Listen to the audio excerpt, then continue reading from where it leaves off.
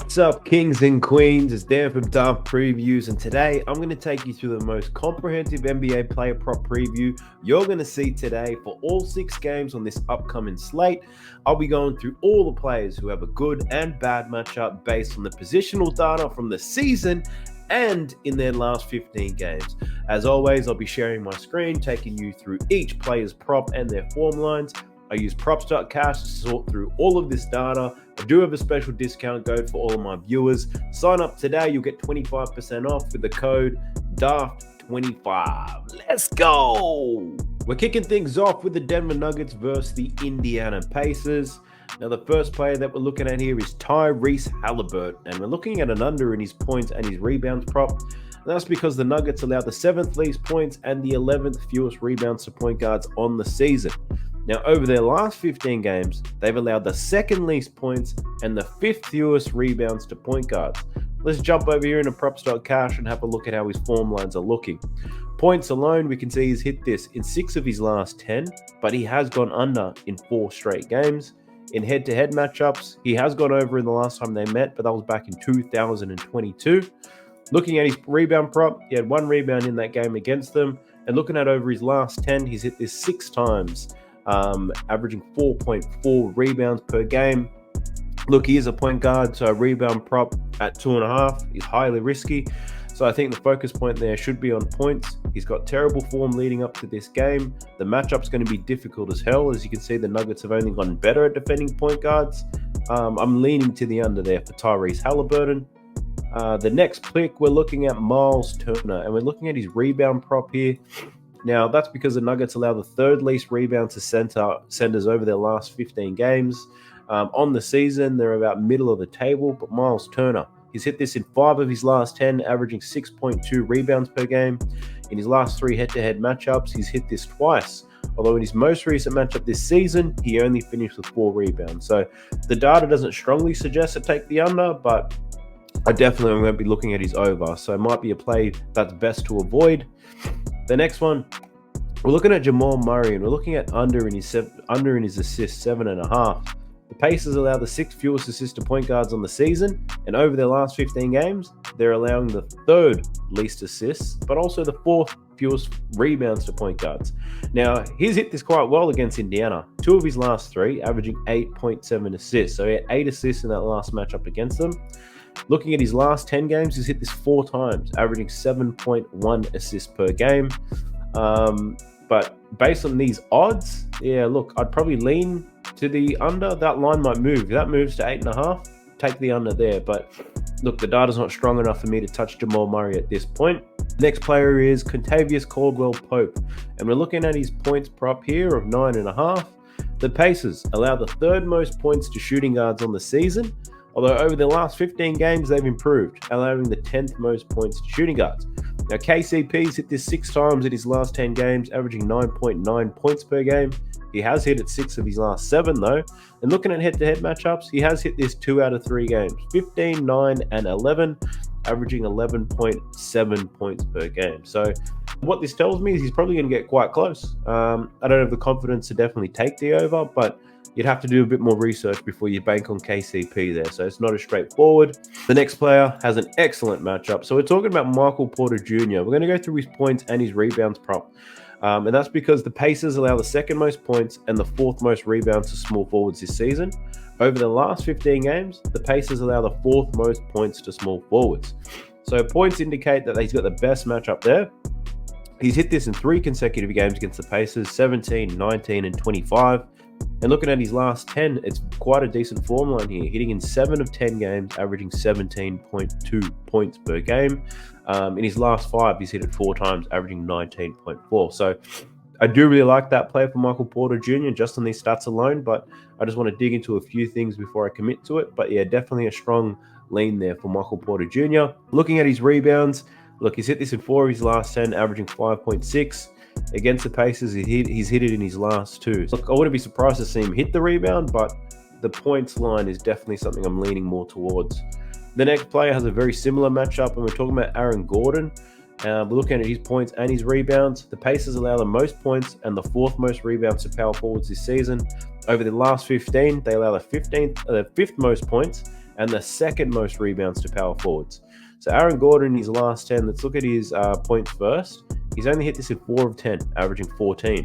But in 3 games against the Indiana Pacers, 18, 28, and 20 points. Looking at his rebound prop, he's hit that in 2 of 3 against the Pacers, averaging 10 rebounds per game. And then looking at his last 10, he's hit this 5 times, averaging 6.6 rebounds per game. So his recent form, not as strong as Michael Porter Jr.'s, but his form against the Pacers is excellent. So not too sure which way I'm going to lean with this one. I don't like to bet too many players in the same team for the same prop, but yeah, definitely they both have some great matchups there. Aaron Gordon and Michael. Can't look at a Denver game without looking at Nikola Jokic. So we're going to look at his points prop and his assist prop. But over their last 15 games, the Pacers have allowed the least points to centers, but they've allowed the third most assists. So Jokic, points-wise, he's gone under in 2 consecutive games against the Pacers. In his last 10, he's hit this 4 times, averaging 26 points per game. His last 2 matchups, he went over 42 and 34.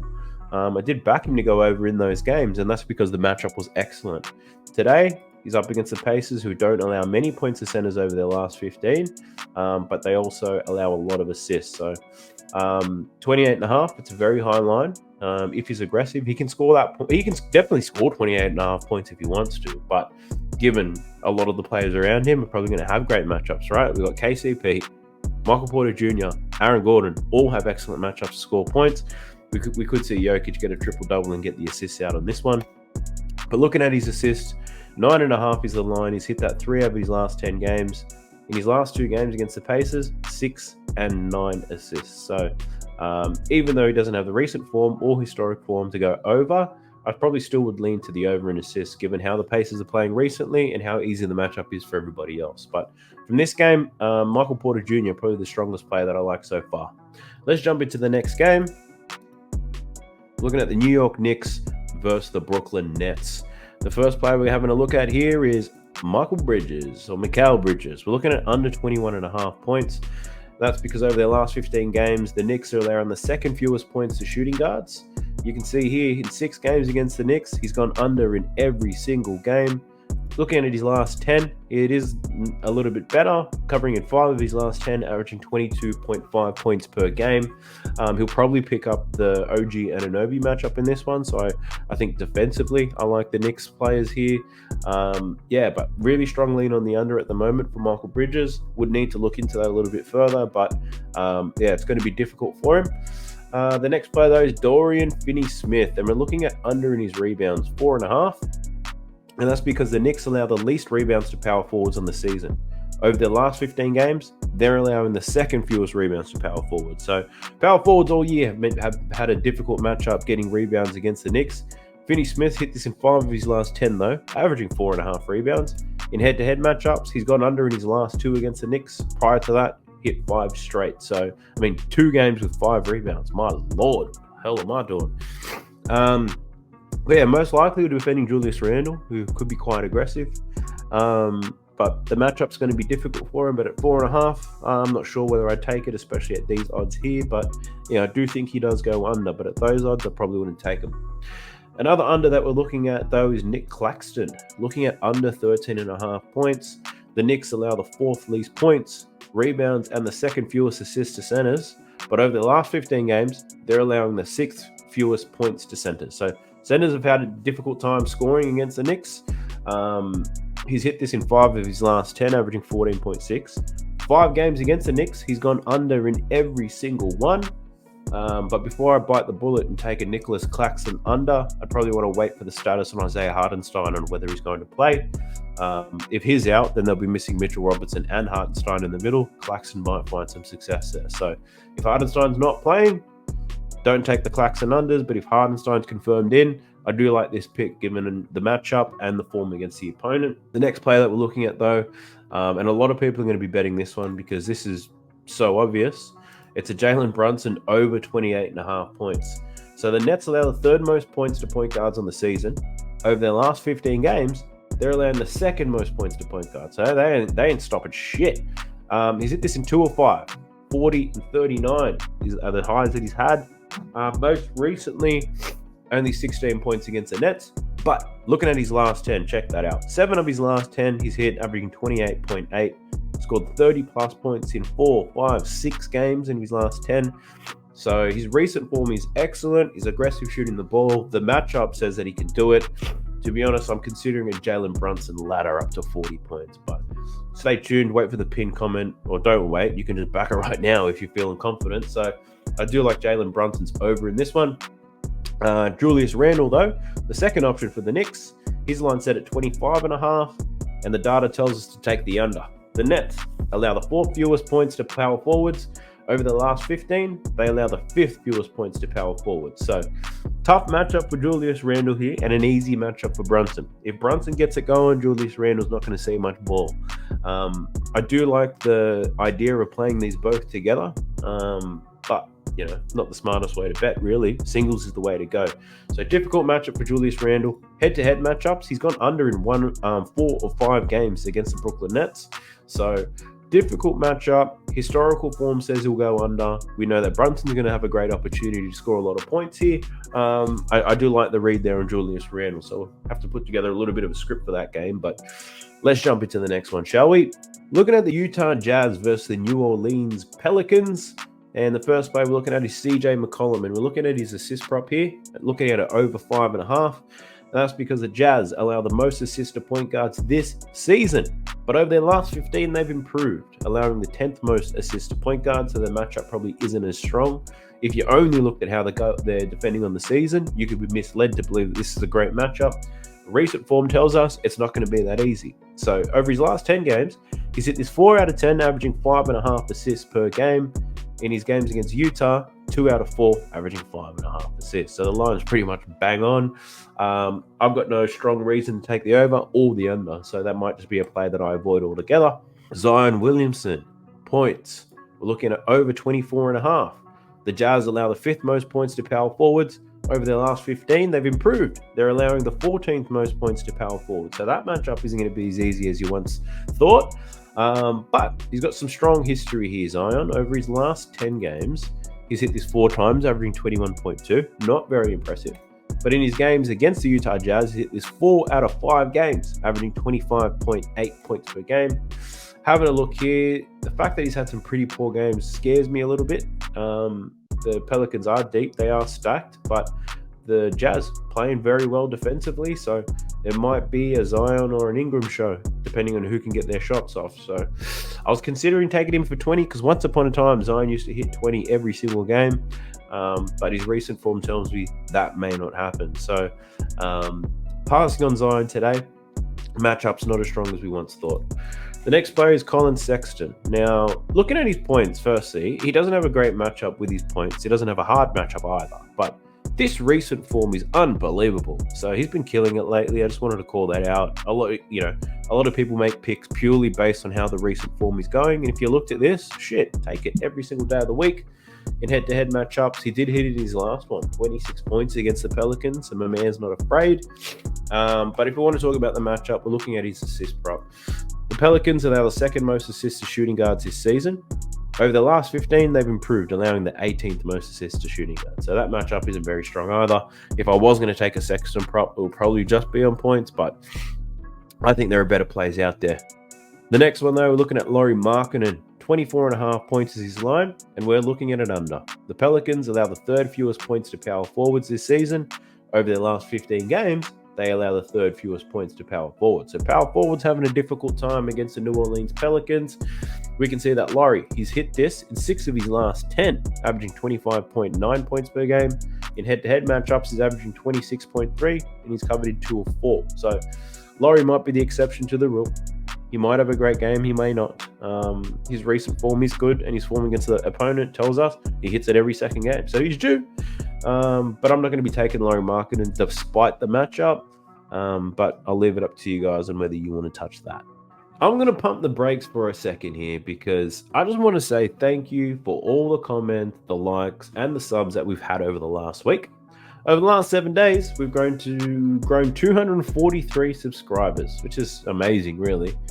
My next milestone is to get up to 3,000 subs. So if you do enjoy the content each and every day, I ask that you like the video, you sub to the channel if you're new, and you drop me a comment so this algorithm can get aroused and erect. Let's get it. Let's jump into the next game.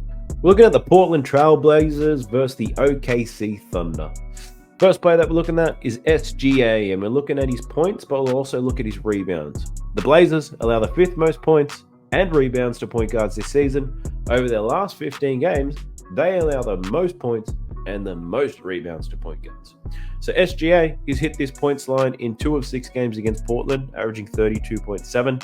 One thing to call out, he's only played 22 and 21 minutes in the last 2 games against Portland because these guys have been blowing the shit out of these guys. But looking at his last 10 games, SGA's hit this 5 times, averaging 30.2 points per game. Rebound-wise, he's hit it 5 times as well, 5.4, and he's gone under his rebound line 5 out of 6 games against them. I think the biggest risk is obviously the blowout. I reckon if there isn't a blowout, he'll definitely cover these lines, but what we've seen when these two teams match up, SGA is only going to play 21 minutes because they get absolutely blown out. I'm not willing to play it, but if you take an SGA first half line, I think there's a good chance that those things cash. So definitely something for you guys to look into. The next player, though, with a great matchup, we're looking at my man from down under, Josh Giddey. We're going to look at his points and we'll look at his assists. So the Blazers allow the 6th most points and the 3rd most assists to shooting guards. Over their last 15 games, they allow the most assists to shooting guards. Defending points, they've actually gotten better at, but the assist-wise, they've been leaking all year. Same risk as SGA. There is a blowout risk. He only played 22 and 22 minutes in the last 2 games. Points-wise, he's covered this 10.5 points at 4 out of his last 10.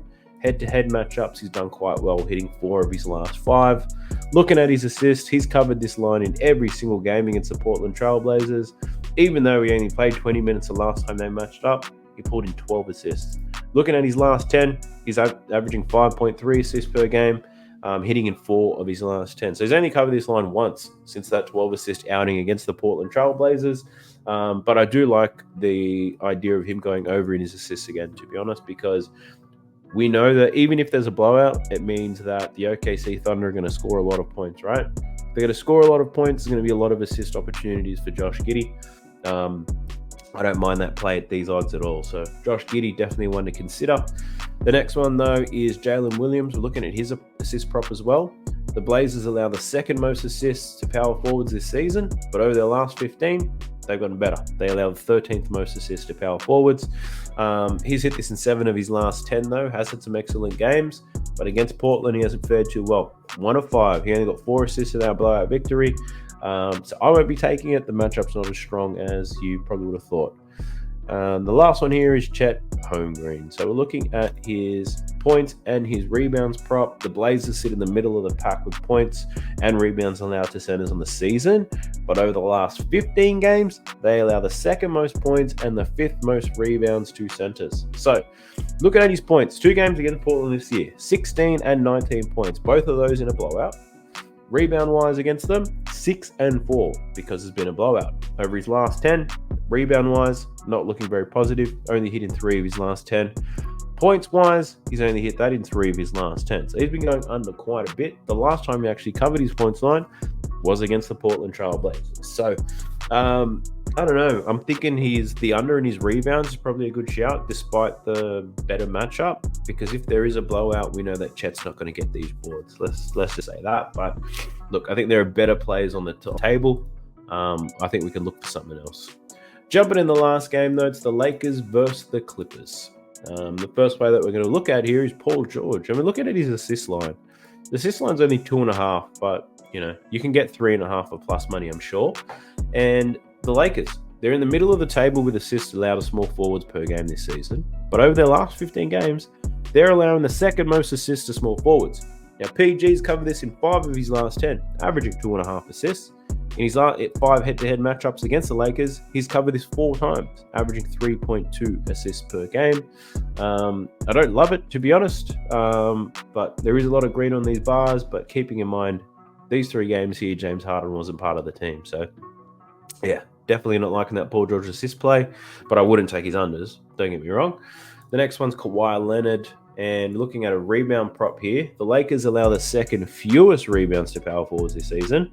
Over their last 15 games, they're allowing the 10th most rebounds per game. So the matchup isn't going to be too difficult for him, which is good because it supports this starter. He's covered this in 4 of his last 5 against the Lakers, averaging 7.4 rebounds per game. In his last 10, bit up and down, covering in 5 of 10, averaging 6.3 rebounds. So I do actually like Kawhi's chances to get boards here. It's going to be a massive game when the Clippers and Lakers face each other. So yeah, I'm going to probably fade the data here, and I might look at taking his rebound prop over, or maybe reduce it a little bit for a parlay. I'm not too sure just yet. D'Angelo Russell, we're looking at an under in his rebounds and assist prop here. It's 10.5. The Clippers allow the 2nd fewest rebounds and the 5th fewest assists on the season. Over their last 15 games, they're allowing the least rebounds and the 5th fewest assists to point guard. So, difficult matchup in terms of his rebounds and assists. And what supports this play is his recent form. In his last 10 games, he's only hit this line twice, averaging 7.8 rebounds and assists.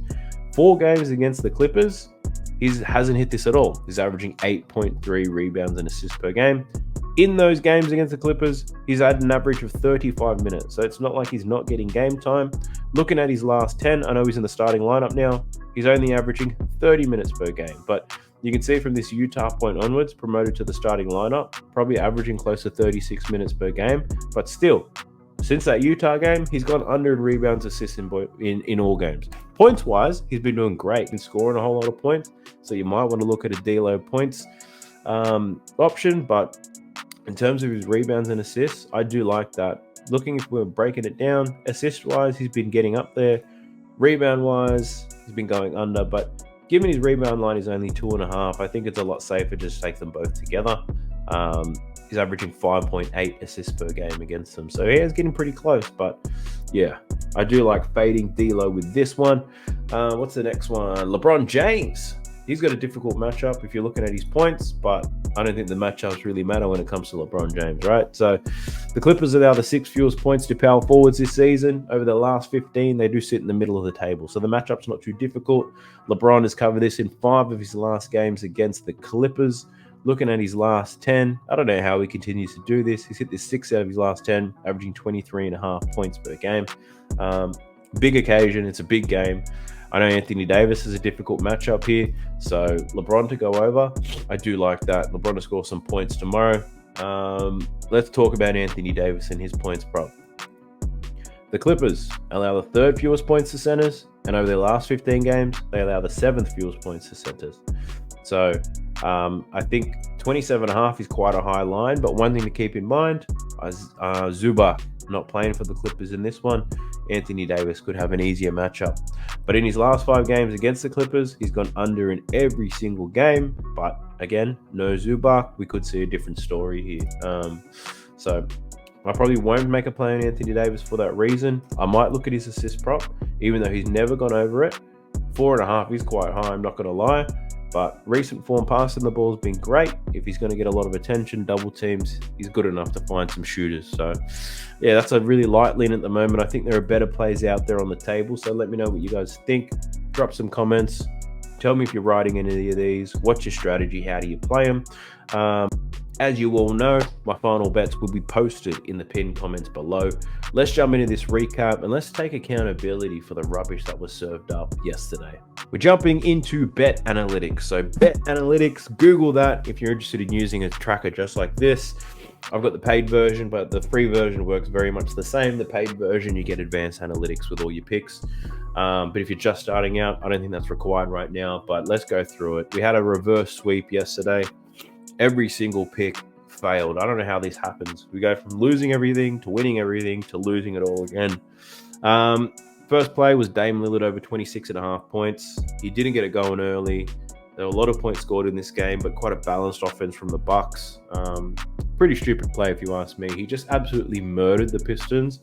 To think that he was play them a day or two after and the Pistons weren't going to make the adjustments, that was stupid for me. I think I just let the numbers sway me too much.